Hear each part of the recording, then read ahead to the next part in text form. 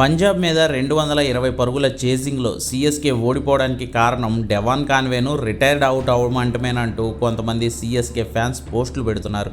ముంబైలో తిలక్ను రిటైర్డ్ అవ్వమని పాండ్యా అవమానించాడని, అలాగే ఇక్కడ కాన్వేను రిటైర్ ఇచ్చేయమని చెప్పి ధోని తప్పు చేశాడని అంటున్నారు. హాఫ్ సెంచరీ కొట్టిన కాన్వే క్రీజ్లో ఉండి ఉంటే ఆఖరి ఓవర్లలో హిట్టింగ్ చేసేవాడు అనేది సీఎస్కే ఫ్యాన్స్ అభిప్రాయం. ఆఖరి 13 బంతుల్లో 49 పరుగులు చేయాల్సిన టైంలో ధోని సలహాతో కాన్వే రిటైర్డ్ అవుట్ అయ్యి వెళ్ళిపోయి జడేజాను పంపించాడు. దీనికి రీజన్ అప్పటికే హాఫ్ సెంచరీ పూర్తి చేసిన తర్వాత 13 బంతులు ఆడిన కాన్వే ఒక్క బౌండరీ కూడా కొట్టలేకపోయాడు.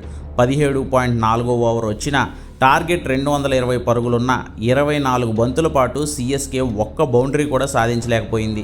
ఇది కరెక్ట్ కాదు అని భావించిన ధోని పంజాబ్ బౌలర్ లోకీ ఫెర్గ్యూసన్ను టార్గెట్ చేసి సిక్సర్ బాదాడు.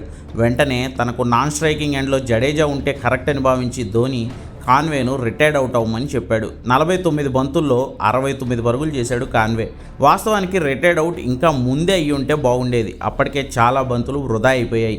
కాన్వే వెళ్ళిన తర్వాత ఫెర్గ్యూసన్ వేసిన ఆఖరి బంతిని ధోని సిక్సర్ బాదాడు. ఆ నెక్స్ట్ ఓవర్లో హర్షదీప్ను కూడా టార్గెట్ చేసి ఓ సిక్సర్ ఓ 4తో 15 పరుగులు రాబట్టాడు ధోని.